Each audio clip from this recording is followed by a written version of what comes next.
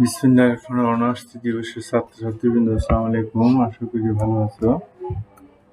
সরকার নির্দেশিত বিধিবিধানগুলো মেনে চলার চেষ্টা করবে চলমান এই মহামারী থেকে বা করোনা সংক্রমণ থেকে যে রক্ষা পাওয়ার জন্য। আমরা আলোচনা করতেছিলাম যে হিস্ট্রি অফ অটোমান বা বন্ধুবাচ্য মুসলমানদের ইতিহাস। এখন তোমাদের নাম হয়েছে অটোমানদের ইতিহাস, হিস্ট্রি অফ দি অটোমানস, অটোমানদের ইতিহাস। অটোমানদের ইতিহাস নিয়ে আমরা কথা বলতেছিলাম যে কনস্টান্টিনোপল।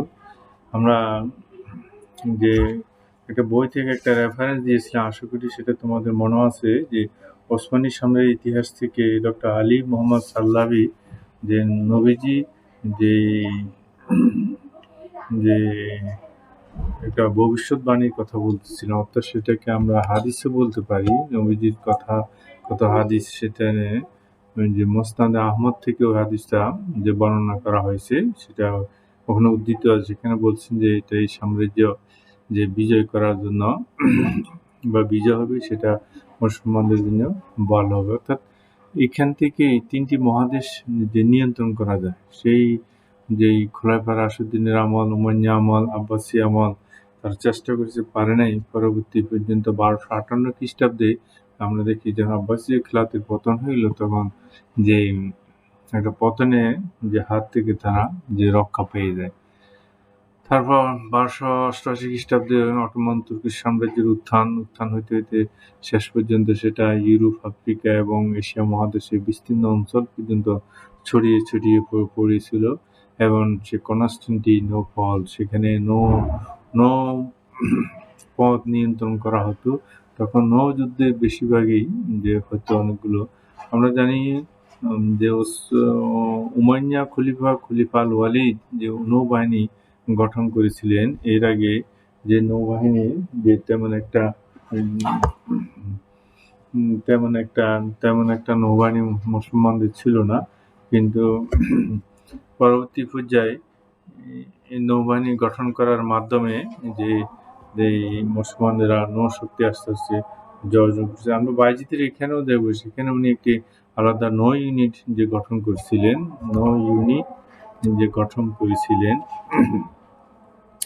যে আমরা এখন দেখি যে অটোমান সুলতানদের মধ্যে সর্বপ্রথম কে যে চেষ্টা করেছিল যে কনস্টান্টিনোপল বিজয় করার জন্য। কনস্টান্টিনোপল অবস্থান আমি বলেছি বসফরাস নদীর তীরে, যে উত্তর পারে, অর্থাৎ ইউরোপের দুটি অংশ, এশিয়াতে একটা আছে,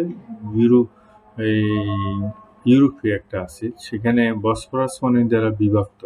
তোমরা দেখবে সেই বসফরাস নদী বিভক্ত, সেখানে তাদের যে যেটাকে ট্যানেল পথ আছে, তাদের ব্রিজ আছে, 3টা না 4টা ওয়ে আছে যোগাযোগের জন্য। একসময় খুবই কষ্ট হতো, এখন এগুলো করার মাধ্যমে তাদের যোগাযোগের তেমন একটা অসুবিধা এখন হয় না, অনেকটা ক্লিয়ার আছে।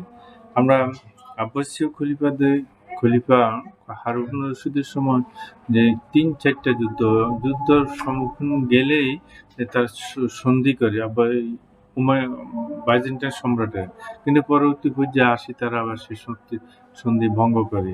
তারপর 3-4 বার এইভাবে খলিফা হারুন রশিদ সুযোগ দিয়েছিলেন, কিন্তু বরাবরই তারপর থেকে আর খলিফা মামুন যে যায় নাই তারা যে জ্ঞান ও বিজ্ঞানের দিকে। আমরা জানি খলিফা মামুনের খিলাফতকালে মুসলিম সভ্যতার সংস্কৃতি, জ্ঞান, বিজ্ঞান চরম শিখরে উপনীত হয়েছিল, যে বাইতুল হিকমা দ্বারা। বিশ্বে তখন বাইতুল হিকমত একদম গবেষণাগার কেন্দ্র বা বিদ্যা নিক্ষেপ অথবা বিশ্ববিদ্যালয় অথবা জামিয়া হিসেবে যে বাইতুল হিকমাই যে শ্রেষ্ঠ ছিল বলা যায়। বাইতুল হিকমা যে হাজার হাজার পাণ্ডুলিপি ছিল, পরে সেগুলো ধ্বংস করে ফেলেছে, যে ফোরাত নদীতে ফেলে দেওয়া হয়েছে। 1258 খ্রিস্টাব্দে কুখ্যাত হালাল খানের যে অভিশপ্ত এই জাতি, তাদেরকে অনেকটা পঙ্গু করে দিয়েছে আমাদের মুসলিম জাতিকে। যে অটোমান সুলতানের মধ্যে সর্বপ্রথম যে কনস্টান্টিনোপল বিজয় করেছে সুলতান প্রথম বায়েজিদ চেষ্টা করেছে 1394 খ্রিস্টাব্দের দিকে। উনি চেষ্টা করেছিলেন, অবরোধ করেছিলেন, কিন্তু ইতিমধ্যে যে হাঙ্গেরি, যে অর্থাৎ ইউরোপের পূর্বাঞ্চল, হাঙ্গেরি, রোমানিয়া, সোফিয়া, আলবেনিয়া, এগুলোকে বলকান অঞ্চল বলা হয়ে থাকে। বলকান হলো পর্বত বলকান শব্দের অর্থ হলো পার্বত্য অঞ্চল বলা হয়ে থাকে। জাহাঙ্গীর যেই যে ইয়া করে বসে যে তারা বায়যুদ্ধের বিরুদ্ধে বিদ্রোহ করে বসে, শেষ পর্যন্ত সে অবরোধ প্রত্যাহার করে যে উনি যে ইয়ার সাথে সিগিসমন্তের হাঙ্গেরির রাজা ছিল সিগিসমন্দ, তার সাথে মোকাবেলা করার জন্য হয়। সেখানে একটি যুদ্ধ হয়েছে বিখ্যাত নিকোপলিসের যুদ্ধ। তোমরা জানো এখানকার যেসব যুদ্ধগুলো হয়েছিল এর মধ্যে নিকোপলিসের যুদ্ধ, এখন যেটা পড়াতেছি আঙ্গোরার যুদ্ধ, আরো কয়েকটা যুদ্ধ আছে। এই যুদ্ধগুলি বিখ্যাত যুদ্ধ অটোমানদের ইতিহাসে বা অটোমান ইতিহাসে। এটার ভিতরে নিকোপলিসের যুদ্ধ একটা এলো বিখ্যাত যুদ্ধ। এই যুদ্ধে যে সম্মিলিত খ্রিস্টান শক্তি যে পরাজিত হয়, যে এরপর উনি পুনরায় আবার অবরোধের দিকে যান। সে অবরোধকে বাইজিদ প্রথম অবরোধ দিকে যায় এবং দীর্ঘ সময় সে অবরোধ করে যে কনস্টান্টিনোপলের পতন অনিবার্য হয়ে যায় একরকম। কিন্তু এই সময়ে যে মধ্য এশিয়ার দিগ্বিজয়ী যে তৈমুরলংয়ের কথা তোমরা শুনছো, সে একদম দুর্ধর্ষ ছিল। একদম দক্ষিণ দিকে পশ্চিম দিকে বিস্তীর্ণ অঞ্চল জয় করে তার সেই উজবেকিস্তান তাজিকিস্তান সেটাকে সুন্দর নগরী হিসেবে সাজিয়েছিল। আমাদের ভারতবর্ষ 1394 খ্রিস্টাব্দে আমাদের ভারতবর্ষ আক্রমণ করতে আসে। তো এখানে অত্যধিক গরম, তার কারণে তারা থাকতে পারে নাই, তারা এখানে ছেড়ে লুটপাট করে তারা চলে যায়। তারপরে পারস্যের দিকে যায়, পারস্য মানে তো ইরানের দিকে যায়, এইভাবে সে আক্রমণ করে বসে। কিন্তু এই ক্ষেত্রে যে এখানে একটা যুদ্ধ হয়েছিল সেটাকেও ঐতিহাসিক যে আঙ্গোরার যুদ্ধ বলা হয়ে থাকে 1402 খ্রিস্টাব্দের দিকে। এই যুদ্ধে দেখা গেল যে সুলতান বায়েজীদ যে পরাজিত হয়েছিল, দুঃখজনক ঘটনা। তোমরা জানো আমাদের সাম্প্রতিক গত শতাব্দীর ইরান-ইরাক যুদ্ধ যেভাবে হয়েছিল, এটা এরকমই একটা যুদ্ধ। ইরান-ইরাক যুদ্ধের মতোই এই যুদ্ধ দুটি ভাতৃপ্রতিম মুসলিম দেশ যে ধ্বংসপ্রাপ্ত হয়েছিল, ক্ষয়প্রাপ্ত হয়েছে, লোকবল ক্ষয় হয়েছে, যান ক্ষয় হয়েছে, মাল ক্ষয় হয়েছে, যে কেউ আসলে কেউ লাভবান হয়নি। এই ক্ষেত্রেও তাই দেখা গেল। এবং ইতিহাসে আরো ভিতরে প্রবেশ করলে জানবে কিনা বা সারা বাইজেন্টাইন সম্রাটের সাথে তার কোনো আঘাত হয়েছে কিনা, যে তাদেরকে যাদের কনস্টান্টিনোপল অত্যাসন্ন দেখেই যে সেজন্য যেতে সেই একতরফাভাবে যে যুদ্ধের জন্য বা এদিকে আক্রমণ করে অটোমান সুলতান বা অটোমান সাম্রাজ্য যে আক্রমণ করে, অর্থাৎ এই অটোমান তুরস্ক থেকে এশিয়া মাইনরে তার সেই উজবেকিস্তান যে তাজিকিস্তান তার অঞ্চল, সেটা হলো পূর্ব দিকে। মানচিত্রে তোমরা দেখি যে পূর্ব দিকে। কিন্তু দুর্ভাগ্যবশত সে আঙ্গোরা যুদ্ধে বায়েজীদ পরাজিত হয়, বন্দী হয় এবং তাকে যে সে মারা যায়।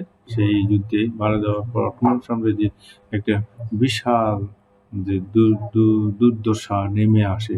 আমরা জানি গত শতাব্দীর দিকে সাদ্দাম হোসেন কুয়েত দখল করলো, আবার সৌদি আরবকে হুমকি দিল যে সৌদি আরব দখল করবে। তখন সৌদি আরব নিঃস্বার্থে তারা যে প্রাচ্য শক্তির কাছে তারা ক্ষমতা ছিল, প্রাচ্যরা মধ্যপ্রাচ্যে সে উসুলে আসি ঢুকে যে এখন তারা সে সৌদি আরব, কুয়েত, কাতার শীর্ষের দেশগুলোকে শোষণ করতে। আমি পূর্বেও বলেছি যে তোমাদেরকে যে এখন বিশ্বের চালিকার শক্তি হচ্ছে তৈল শক্তি। সে তৈল অবাধে তারা নিয়ে যাচ্ছে মধ্যপ্রাচ্যের দেশগুলোতে, কুয়েত থেকে, সে সৌদি আরব থেকে নিয়ে যাচ্ছে। তাদের জন্য তাদের ধার, তাদের উদ্যান, তাদের বাগান, তাদের তৈল শোধনাগার সব ওপেন তাদের জন্য। আর তারা তাদের যে ক্রিয়াকর্মে সবকিছুই, সৌদি যে সালমান আছে সে তো একটা নটোরিয়াস, বলবোই তাকে, যে সেই ইসলামী তাহাজিদুদ্দিন অনেকটাই সেই যেই করার জন্য, ধ্বংস করার জন্য বসে আছে। ধ্বংস তো সে করতে পারবে না, যেহেতু সে নবী যে পদচারণের ধন্য ভূমি মক্কা এবং মদিনা, সেখানে সে এগুলো করে সেও টিকবে না, সেও পার পারবে না, সেও ধ্বংসপ্রাপ্ত হবে সেখানে সেই অশ্লীল কার্যকলাপ যে চালু করতে যাচ্ছিল। সেই বাদে সেখানে পঞ্চশক্তি আসি মধ্যপ্রাচ্যের দেশগুলোতে, পারস্য উপসাগরে যে আরব সাগরে আসি তারা ঘাঁটি করলো। সেই ঘাঁটি থেকে তারা ইরাক আক্রমণ করলো, সে আফগানিস্তান আক্রমণ করলো। সে বিভিন্ন ওসামা বিন লাদেনের উসিলা ধরেই যে এই তো সেপ্টেম্বর মাসে 11 তারিখ, কিন্তু কাজ করতে নয়, 11 তারিখ টুইন টাওয়ার যে ধ্বংস করলো কারা, এগুলো ইতিহাসের একটা যে আছে যে সেই কারা কিভাবে সে টুইন টাওয়ার ধ্বংস করলো, যে সে ধ্বংস করতে নেপথ্যে কারা ছিল। যদিও মুসলমানদের বা ওসামা বিন লাদেন যে বলা হচ্ছে, আসলে কি ওসামা বিন লাদেন করেছে? যে কালকে পত্রিকা আছে সেটা বলছে, সেটার শ্বেতপত্র প্রকাশ করা হোক যে টুইন টাওয়ার কারা ধ্বংস করছে, ওসামা বিন লাদেন করছে, না তালেবানেরা করছে, না অন্যরা করছে। তখনও পত্র-পত্রিকা আমরা দেখেছি যে ৪,৫০০ ইহুদি সেই টুইন টাওয়ারে যে কাজ করে, সেদিন একটা ইহুদিও সেখানে সে টাওয়ারে তার ব্যবসা-বাণিজ্যের জন্য, চাকরির জন্য যায় নাই। এর দ্বারা কি বোঝা যায়? আর এদের এতই শক্তি যদি হয়ে যায় টুইন টাওয়ার যে ধ্বংস করার জন্য, তাহলে তারা ইসরায়েলকে তো এক মুহূর্তে বা কয়েক সেকেন্ডের মধ্যে উড়াই দিতে পারে, এত শক্তি সামর্থ্য থাকে। কিন্তু তারা কি পারছে? ওসামা বিন লাদেনের এত শক্তি সামর্থ্য কি আছে? আর ওসামা বিন লাদেনকে কারা করছে? কারা তুলছে? কে তুলছে? এইসব হাজারো প্রশ্ন। এখন আমেরিকার প্রেসিডেন্ট আসে বলছে যে তারা ইরাক থেকে আফগানিস্তানকে সৈন্য প্রত্যাহার করতেছে তারা। সৈন্য প্রত্যাহার করতে এদিকে তালেবানেরও আবার আক্রমণ। এই যে মাথা গরম করে কাছে তার সৈন্য প্রত্যাহার করছে আরই। আমরা অবশ্য প্রসঙ্গে ভিন্ন দিকে চলে যাচ্ছি। এগুলো তো আমাদের ইতিহাসে আছে। তোমরা যে সমসাময়িক মুসলিম বিশ্ব পড়াতে গিয়ে এগুলো ইতিহাসে আসবে যে মাথা গরম করে লাভ কি? তারা পঞ্চশক্তি বা তারা পরাশক্তি, তারা প্রাচ্যশক্তি চলে যায়। তারপর নিজেরা বসে নিজেদের ভিতর ক্ষমতাসীন যারা আছে, তোমরা তালেবান যারা আছো, বসে নেগোসিয়েশন দাও, ভোট দাও, গণতন্ত্র দাও, যারা ক্ষমতায় না তারা যাবে, তা তোমরা পাল্টা আক্রমণ করে শক্তি প্রদর্শন করতেছো। এই যে মাথা গরম করে কাজ করা, সে কিন্তু আসলে তো ক্ষতি, যে আমরা মুসলমানদেরকে মারতেছি। এটা হলো দুঃখজনক। সেই এইরকম ঘটনা এখানে একই অবস্থা, সেম অবস্থা। তমিলনাড়ু মুসলমান আর অটোমান সুলতান তারাও মুসলমান। খুব অনেক কষ্ট ওসমান এই সাম্রাজ্য গড়ে তুলছে। আর তমিলনাড়ু কষ্ট করছে, সেই মঙ্গলদের সাথে আঘাত করে সেইটা গঠন করেছে। তো আমি সম্ভবত যে মোগলদের ইতিহাস, মোগল শক্তির উত্থানের ইতিহাস আলোচনা করতে গিয়ে সেখানে তমিলং এবং মঙ্গলদের উৎপত্তি, দুই মিলনের ফল আসলো মঙ্গল জাতি, যে সেটা আমরা আলোচনা করেছি। তোমাদের যদি যেটা পুনরায় আলোচনা করতে হয় তাহলে আমাকে আবার বলিও, আমি আবার পুনরায় আলোচনা করে দিব। আমরা তো ক্লাস নিচ্ছি, তোমাদের কেউ ফোন বলে না স্যার না ওখান থেকে ক্লাস নিয়ে জানি, কেউ কিছু বলে না। তোমরা যে শোনো কিনা আমার তো মনে হয় আছে, যে দয়া করে এই লেকচারগুলো শোনার চেষ্টা করবে। যে অনেক পড়ি তোমাদেরকে লেকচার দিতে হয়, যে মুখস্থ তো কথা বলা যায় না।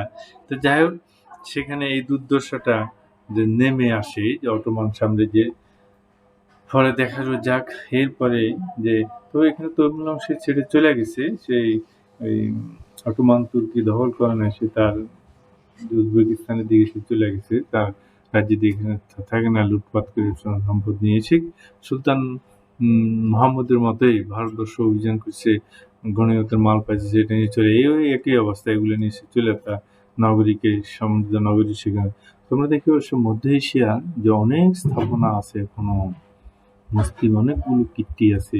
ঐতিহাসিকরা বলেন সেগুলো এই তমিলনাড়ুই করেছেন, তার রাজত্বকালে এইগুলো হয়েছিল। সেখানে পুরানো অনেক স্মৃতি আছে, অনেক সাহাবাদের কবর আছে, অনেক সমাধি আছে সেখানে। এবং মধ্য এশিয়ার যে পরবর্তী যে হাদিস শাস্ত্রে অধিকাংশ ইমাম মধ্য এশিয়া সে মাইনরিটি থেকে আসছে দেখা যায়। তো যাই হোক, যে পরবর্তী সুলতান, যে প্রথম মোহাম্মদ, যে সে পুনরায় যে অটোমান তুর্কি সৈন্যকে আস্তে আস্তে আবার গড়ে তুলছে। এরপর তার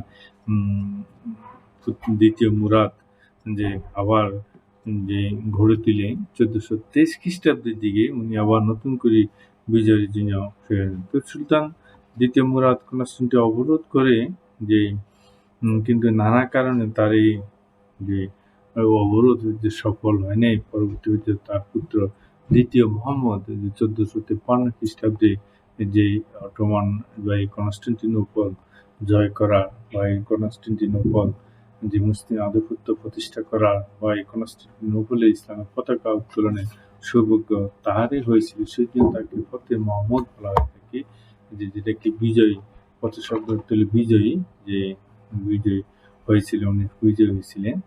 গত ক্লাসে আমরা আলোচনা করছি সেই হায়া সোফিয়া ব্যাপারে আমি কথা বলেছি, যে অপমান সেই কীভাবে সেটা সৃষ্টি হয়েছে, তোমরা আজকেও আবার বলতেছি যে গত সপ্তাহে যুগান্তর পত্রিকার রিপোর্ট আছে এই করোনাকালীন এই হায়া সোফিয়াকে দেখার জন্য ৩০ লক্ষ পর্যটক আসছে দেখার জন্য। পুরাতন নিদর্শন। তোমরা বলবে যে আমার প্রথম কলেজে রামগঞ্জ সরকারি একটা ছাত্রী আছে, সে কলকাতা থাকে এখন। সে ভারতে যেই অনেক রাজ্য ঘুরেছে, সে দিল্লি গেছে, আগ্রা, যমুনা, তারপরে ফতেপুর সিকরি, দেওয়ানি আম, দেওয়ানি খাস, লালবাগের দুর্গ, তাজমহল। কথা আপনারা যে পড়াইছেন মনে হচ্ছে যেন আমাদের চোখের উপর ভাসতেছে সেগুলো প্রাসাদগুলো আমরা দেখলাম, প্রত্যক্ষ করলাম যে সম্রাট বাবর, সম্রাট শাহজাহান, সম্রাট জাহাঙ্গীর, সম্রাট শাহজাহান এগুলো কি করছে, এত অক্তসম্ভ ঐশ্বর্য কোথায় পাইছে, দেখতে কথা মনে হয় যে আশ্চর্য লাগে। তারা কি করছে ভারতবর্ষে? ভারতবর্ষে তো সভ্য করছে মুসলমানরাই। আজকে ভারতবর্ষে যে মুসলমানদেরকে অসুর বলতেছে, দস্যু বলতেছে, আক্রমণকারী বলতেছে, কিন্তু এখানে তো সভ্যতার বীজ বপন তারাই করে গেছে। তারা তো 1125 বছর শাসন করে গেছিল। 11 বছর যাইতে যদি যে মুসলমানরা যে চেষ্টা করতো ভারতে, যে চেষ্টা করছে, তারা অনেক কিছু হয়েছে সে ভারতবর্ষে। সেসব যেমন ভারত দ্বিতীয় তাজমহল কি পৃথিবীতে আছে?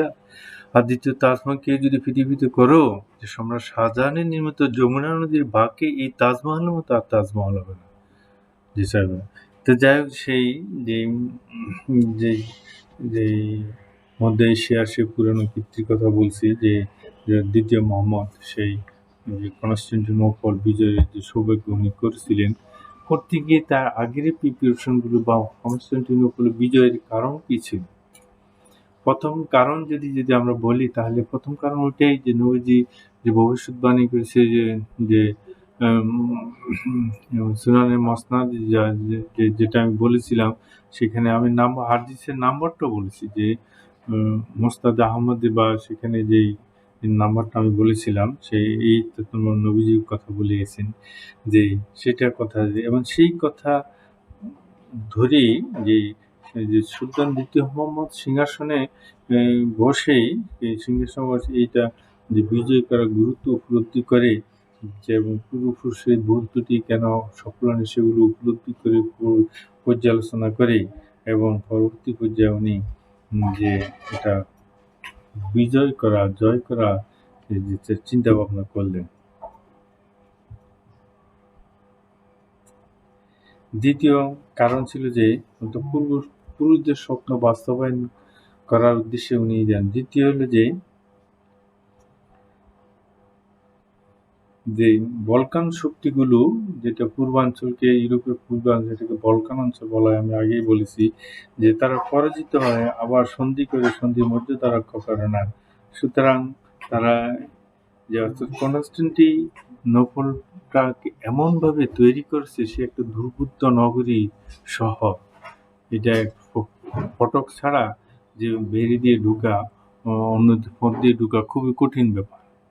তো আমাদের সে দেখি আমাদের জেলখানাগুলো, যে ওয়ালগুলো যে এত শক্তভাবে তৈরি, যে সেখানে কল্পনা করা যাবে না, সেটা ডিঙ্গিয়ে যে ভিতরে ঢুকা খুবই কঠিন ব্যাপার হয়ে যাবে।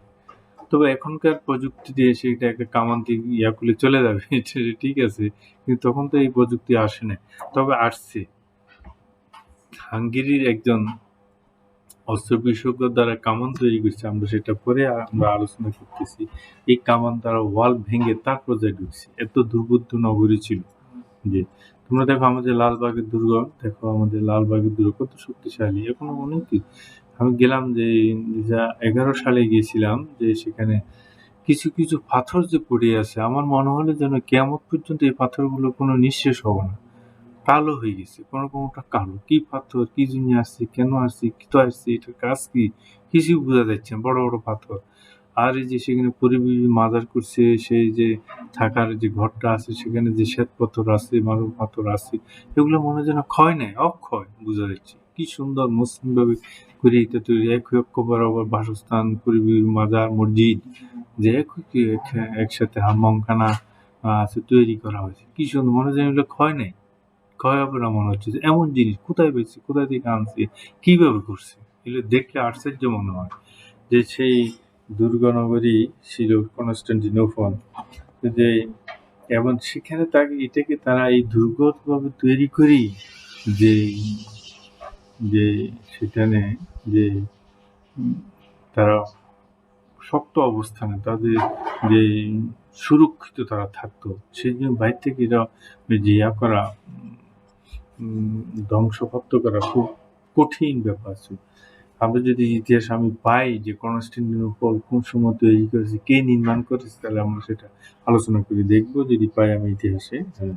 তো যাই হোক, যে এই ক্ষেত্রে যে যখন ক্ষমতায় ছিল, যখন একাদশ কনস্টান্টাইন ক্ষমতায় ছিল, ক্ষমতা থাকলেও সে তেমন একটা দূরদর্শী, তার বিচক্ষণতার অভাব ছিল, যে সে এই বিচক্ষণতার অভাবের কারণে সে তৃতীয় কোনো একটা ব্যক্তিকে যে অটোমান সাম্রাজ্যের উত্তরাধিকারী হিসেবে ঘোষণা করে তার ভরণ পোষণ দাবি করতেছে, না হলে তাকে উত্তরাধিকারী ঘোষণা করা হবে, এই ধরনের একটা যে প্রতারণামূলক যে উনি আশ্রয় নিয়েছিলেন, যে যে তিনি একজন ভণ্ডকে সুলতান বায়েজিদের পুত্র হিসেবে পরিচয় দিয়া দ্বিতীয় মোহাম্মদের নিকট তার ভরণ পোষণের জন্য অর্থ বরাদ্দের দাবি করলেন।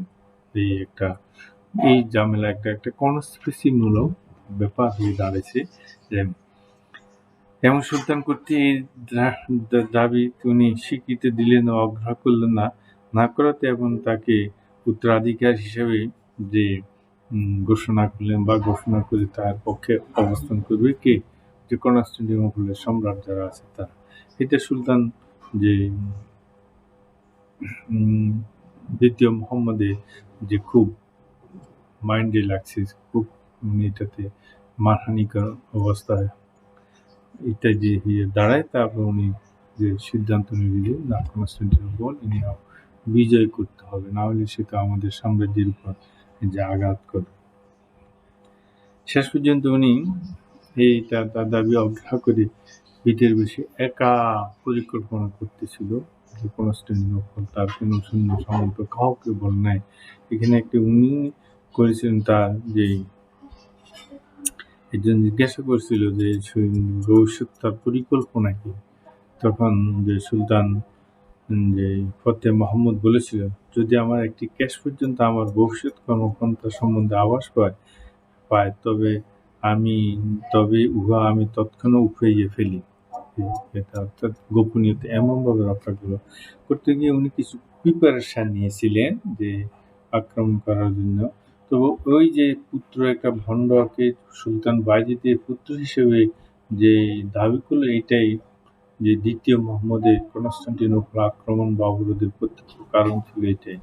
এটা নিয়ে উনি যে অগ্রসর হইতে গেল, এবং সেখানে প্রথম পর্যায়ে উনি যে তার সামনে যে উত্তর এবং দক্ষিণ সীমান্তে যে সকল বিদ্রোহগুলো আছে, সকল বিদ্রোহ উনি কঠোরহস্ত দমন করে ফেলছেন, যেন আক্রমণ করতে গিয়ে সেখানে এরা কোনো বিদ্রোহ না করে, এটাকে খুব যে দমন করে ফেলছেন। এবং তাদের সাথে যে এরপর আবার হাঙ্গেরি, আমরা জানি আগে একবার হাঙ্গেরির রাজা সিগিসমান্দ সেই সমস্যা করছিল, এখানেও যে হাঙ্গেরি যে সেনাপতি হুনিয়াদির সাথে 3 বছর মেয়াদী একটি শান্তি চুক্তি স্বাক্ষরিত হয়, এবং এবার যে হাঙ্গেরি কোনো যেন ডিস্টার্ব না করে। তারপর উনি কনস্টান্টিনোপল হইতে 5 মাইল দূরে রুমেলি হিসা নামে একটি শক্তিশালী ও সুরক্ষিত দুর্গ নির্মাণ করেন। 1000 রাজমিস্ত্রি, 1000 শ্রমিক দিবারাত্রি কাজ করে মাত্র 3 মাসের মধ্যে এই দুর্গ নির্মাণের কাজ সমাধান করলেন। দুর্গ সীমান্ত পাড়ি, এখনকার ভাষায় সেটাকে সীমান্ত পাড়ি আমরা বলতেছি। আমাদের বর্ডার আছে না, বিডিআররা সীমান্ত পাড়িতে অবস্থান করে, ভারত তাদের যে অঞ্চলে তার বিসিএফ তাদের সীমান্ত পাড়ি আছে, সেখানে সেখানে পাড়িগুলোতে দুর্গ আছে, কিন্তু আমাদের দেশেও আছে দুর্গ আছে, ছোটখাটো দুর্গ আছে। তবে আমাদের বড় বড় দুর্গগুলো যে ব্রিটিশ শাসকেরা যে দুর্গগুলো করেছে, অনেকগুলো দুর্গ আমাদের দেশে ধ্বংস করে ফেলছে, আমরা নাই। যেমন যে লাকসাম জাংশনের উত্তর দিক দিয়ে একটা দুর্গ ছিল, সেখানে একটা কেল্লা ছিল, সেই কেল্লাটা এখন নাই দেখা যায়। তারপরে ফেনী মহিপাল পার হলে যে লালফুলের ওখানে একটা দুর্গ ছিল বা কেল্লা ছিল, সেই কেল্লাটা এখন নাই। বাইপাস সড়ক 4 লেন করতে গিয়ে ওটাও ভেঙে ফেলা হয়েছে। ব্রিটিশরা এই কেল্লাগুলো করে গেছিল আমাদের। আরও অন্যান্য অঞ্চলে আছে মনে হয় থাকতে পারে। এই তো এই দুটো আমার দেখা যে কিন্তু এই কেল্লাগুলো এখন আর নাই। খুব শক্তিশালী ছিল এবং খুব দুর্বোধ্য ছিল। এমনভাবে তৈরি মনে হয়েছিল দেখা যায় কিন্তু সেখান থেকে তারা যে টেলিস্কোপের মাধ্যমে বা অন্য মাধ্যমে শত্রু পর্যবেক্ষণ করত। বিশেষ করে ব্রিটিশরা যখন ভারতবর্ষে ছিল তখন তো পরপর দুটো বিশ্বযুদ্ধ হয়েছিল। যে ইংল্যান্ড কোথায় কার সাথে? ইংল্যান্ড মিত্রশক্তির সাথে ছিল। জাপান অশ্বশক্তির সাথে ছিল, আর ইংল্যান্ড মিত্রশক্তির সাথে ছিল। সুতরাং ভারতবর্ষ আমরা মিত্রশক্তির সাথে ইংল্যান্ডের সাথে ছিলাম। জাপানিরা আমাদের দেশে যে বোম ব্লাস্ট করেছিল। যাই হোক, আমাদের এখন মনে হয় তেমন একটা লোক নাই সে প্রথম বা দ্বিতীয় বিশ্বযুদ্ধে বিমান এসে হামলা করছে সেটাকে। তবে আমাদের দেশে 1971 স্বাধীনতা যুদ্ধে পাকিস্তান যে হানাদার বাহিনী আমাদের দেশে বম্বিং করেছে সেটার কথা আমার একটু মনে আছে। আমি তখন 3 না 4 পড়তাম বা মাঠে যাইতাম, যে খেলাধুলা করতাম, পড়ন্ত বেলা দেখেছি যে যুদ্ধ বিমানগুলো দৃশ্য তোমার আমরা ভয়ে যে সব কিছু মাঠ থেকে ফেলেই যে বাড়িতে চলে আসছে। এই ধরনের ঘটনা ঘটেছে যে যাই হোক, যে দেখেছি সেইগুলো অনেক শক্তিশালী দুর্গ। এটা একটু উনি কাজ করেছিলেন এবং সেখানে যে 400 পরবর্তী এই দুর্গ, সেখানে ভারী কামান টামান ইত্যাদি ইত্যাদি দ্বারাই সে বসবাস প্রণালী জলপথ নিয়ন্ত্রণ করবে বা করার জন্য সেখানে একটা যে এই দুর্গটা নির্মাণ করে সেখানে 400 যে নৌবাহিনীর একটা যে দল, 400 সৈন্যের নৌবাহিনীর একটা দল সেখানে তারা নিয়োগ করলেন। উনি দুর্গ নির্মাণ করলেন সেখানে এবং সেখান থেকে তারা টোল আদায় করতেন, খাজনা আদায় করতেন।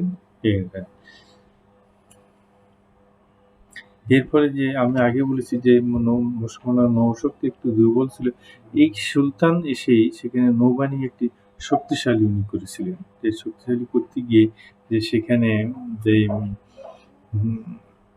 আগে যে যুদ্ধ জাহাজ ভাড়া করা যুদ্ধ জাহাজ আনতো বা কিন্তু যুদ্ধের সময় তারা অন্যরা ইউরোপের দেশগুলো তো নৌশক্তিতে শক্তিশালী যে তারা তখন দিত না। তখন উনি এই নৌবাহিনীর সম্প্রসারণে এই দৃষ্টি নির্দেশ করলেন এবং তার নির্দেশে 300 রণতরী বিশিষ্ট একটি বিশাল নৌবহর যুদ্ধের জন্য প্রস্তুত হয়ে গেল। এটা আরেকটা সুন্দর একটা নৌবহর উনি তৈরি করলেন। তো ব্রিটেনে ইউরোপের দেশগুলোতে সবচেয়ে নৌশক্তি দিয়ে ইংল্যান্ড শক্তিশালী। এখনো ইংল্যান্ড শক্তিশালী। ইংল্যান্ড নৌপথে তখন বিশাল সাম্রাজ্য তারা প্রতিষ্ঠা করেছিল এক সময়। পরে পরবর্তী দেখা গেল যে এই কাজগুলো যে উনি করে তাহলে কি করলো, নিজের সাম্রাজ্যে যে সম্ভাব্য যেখানে বিদ্রোহ হবার সম্ভাবনা আছে সেগুলো উনি ধ্বংস করলেন। সেগুলো তারপর হাঙ্গেরির সাথে চুক্তি করলেন, তারপর দুর্গ নির্মাণ করলেন, তারপর একটি নৌবহর গঠন করলেন, শক্তিশালী নৌবহর এবং একটা দুর্গ নির্মাণ করলেন। শক্তিশালী দুর্গ নির্মাণ করে যে 1,70,000 তার প্রশিক্ষণপ্রাপ্ত বিভিন্ন অস্ত্রশস্ত্রে সজ্জিত এক বিশাল বাহিনী নিয়ে কনস্টান্টিনোপল অবরোধ করলেন। কনস্টান্টিনোপল করলেন এবং সেনাবাহিনী, যেটা আমি বলছি যে সুলতানের সেনাবাহিনীর মধ্যে আরফান নামে হাঙ্গেরি একজন সমরাস্ত্র নির্মাণ কার্যে বিশেষজ্ঞ ব্যক্তি ছিলেন। যে তাহার সাহায্যে সুলতান একটি প্রকাণ্ড কামান প্রস্তুত করলেন। এই কামানটি ব্রোঞ্জ দ্বারা নির্মিত ছিল এবং উহা একসঙ্গে 1200 পাউন্ড গোলা নিক্ষেপ করতে পারত। সে আমলে এই সর্বাপেক্ষা কার্যকর শক্তিশালী কামান বলিয়া মনে করা হয়। শেষ পর্যন্ত এই কামান দ্বারাই এই কনস্টান্টিনোপলে যে প্রাচীরকে ভেঙতে সক্ষম হয়েছিল। তাও কিভাবে? যে বসফরাস নদী নিয়ে এই কামানকে এক রাত্রিতে পার্বত্য অঞ্চল দিয়ে চর্বি ঢালা রাস্তা পিচ্ছিল করে টেনে নিয়ে সৈন্যরা যে বসফরাস নদীতে ফেলে অতি নিকট থেকে প্রাচীরের উপর কামানের গোলা মারে ওয়াল ভেঙে তারা যে জয়লাভ করেছিল। যে আজকে আমরা এই পর্যন্তই রাখলাম যে কারণ। তারপর এটা হলো যে অটোমান সুলতান দ্বিতীয় মোহাম্মদের প্রস্তুতি। তারপর আমরা বাইজেন্টাইনদের প্রস্তুতি দেখব। এই প্রস্তুতির পরে যে যুদ্ধ হয়, যুদ্ধে দেখা গেল যে তারা যে পরাজিত হয় যে মুসলমানরা জয় লাভ করে, সেটা আমরা আগামী ক্লাসে আমরা আলোচনা করব।